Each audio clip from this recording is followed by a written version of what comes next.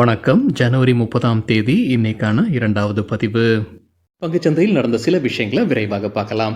முக்கியமான தகவல், நான் செபி ரெஜிஸ்டர்ட் அட்வைசர் கிடையாது. நம்ம சேனல்ல இருந்து எப்போதுமே ஸ்டாக் ரெக்கமெண்டேஷன்ஸ் கிடையாது. யூடியூப் சேனல் மட்டும் இல்லைங்க, மற்ற சோஷியல் மீடியா பிளாட்ஃபார்மான இன்ஸ்டாகிராம், வாட்ஸ்அப், டெலிகிராம்ல இருந்து கூட நம்ம ஸ்டாக் ரெக்கமெண்டேஷன்ஸ் வழங்குவதில்லை. மேலும் பணத்தை வாங்கிட்டு எந்த சேவையும் வழங்குவது இல்லை. பல போலியான குரூப் இயங்கிட்டு இருக்கு. தயவு செய்து ஜாகிரதையாக இருங்க.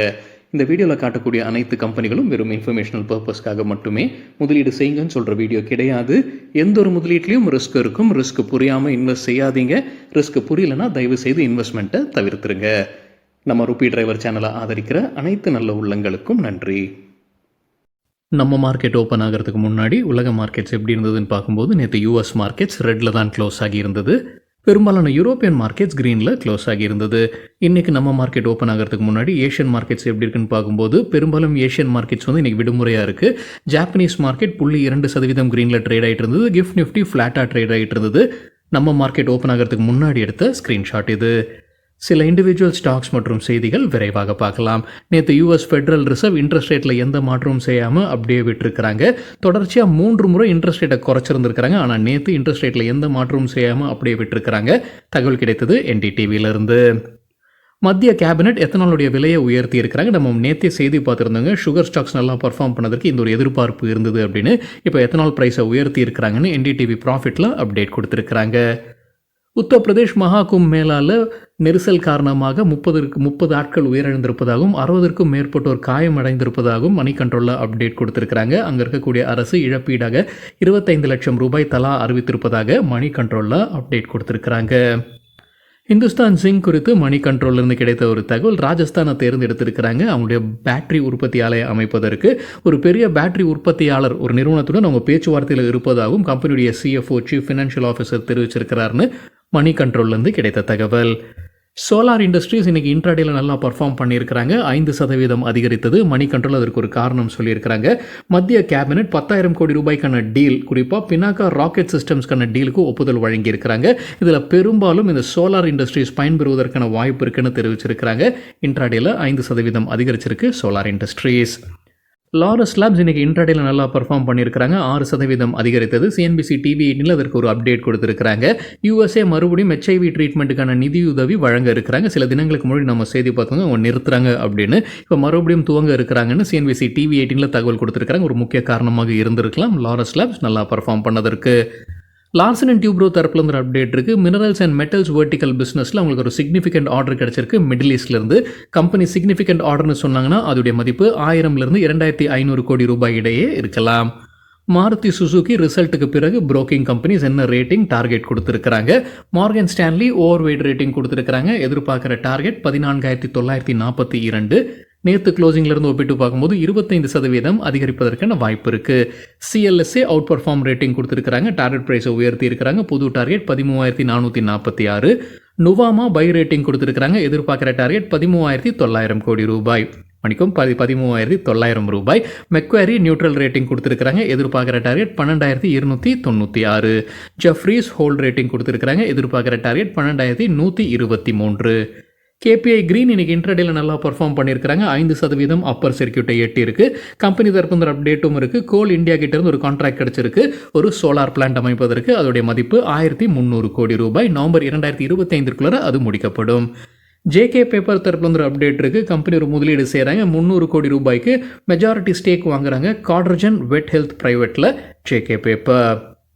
வேர்ல்பூல் இன்றைக்கி ஒரு பெரிய வீழ்ச்சியை பார்த்துருக்கு. இன்ட்ராடேல 20% விழுந்திருக்கு. கம்பெனி தரப்புல ஒரு அப்டேட் கொடுத்துருக்காங்க. வேர்ல்பூலுடைய பேரண்ட் கம்பெனி ஷேர்ஸை விற்பனை செய்ய இருக்கிறாங்க. வேர்ல்பூலில் 20% குறைப்பதற்கான ஒரு முடிவு எடுத்திருக்கிறாங்க. இப்போ 51% ஸ்டேக் வைத்திருக்கிறாங்க. இந்த ஆண்டே அது 20% குறைக்க இருப்பதாக அப்டேட் கொடுத்துருக்காங்க. வேர்ல்பூலுடைய பேரண்ட் கம்பெனி போன ஆண்டே அவங்க 20% ஸ்டேக்கை 24% ஸ்டேக்கை விற்பனை செய்திருக்கிறாங்க.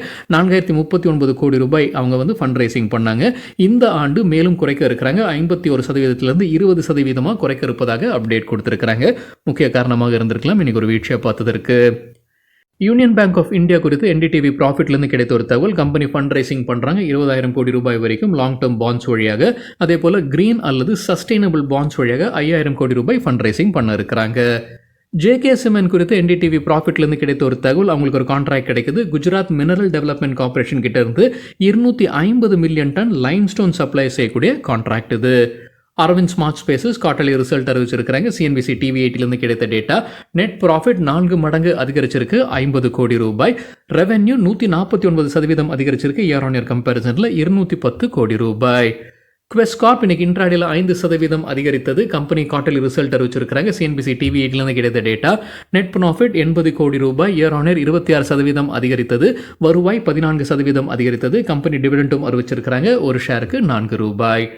டாடா மோட்டார்ஸ் ரிசல்ட்டுக்கு பிறகு ஜெஃப்ரீஸ் ரேட்டிங்கை டவுன்கிரேட் பண்ணியிருக்காங்க. பைலேருந்து அண்டர் பர்ஃபார்மாக கொண்டு வந்திருக்காங்க. டார்கெட் ப்ரைஸும் குறைச்சிருக்காங்க. 930லேருந்து 660 குறைச்சிருக்கிறாங்க. அதாவது நேற்று க்ளோசிங்லேருந்து 13% விழுவதற்கான வாய்ப்புகள் இருக்குன்னு கருதுறாங்க ஜெஃப்ரீஸ். மார்கன் ஸ்டான்லி டாடா மோட்டார்ஸ்க்கு ஈக்குவல் வெயிட் ரேட்டிங் கொடுத்துருக்காங்க. எதிர்பார்க்குற டார்கெட் 853. பஜாஜ் ஹெல்த் கேர் இன்னைக்கு இன்ட்ராடேல 5% அதிகரித்தது. கம்பெனி தரப்பு ஒரு அப்டேட் இருக்கு. இந்தியன் அத்தாரிட்டிஸ் கிட்ட இருந்து அவங்களுடைய ஒரு மருந்துக்கு ஒப்புதல் கிடைச்சிருக்கு. ஹாலுசினேஷன் சிகிச்சைக்கு பயன்படுத்தக்கூடிய மருந்துன்னு சொல்லியிருக்காங்க பஜாஜ் ஹெல்த் கேர்.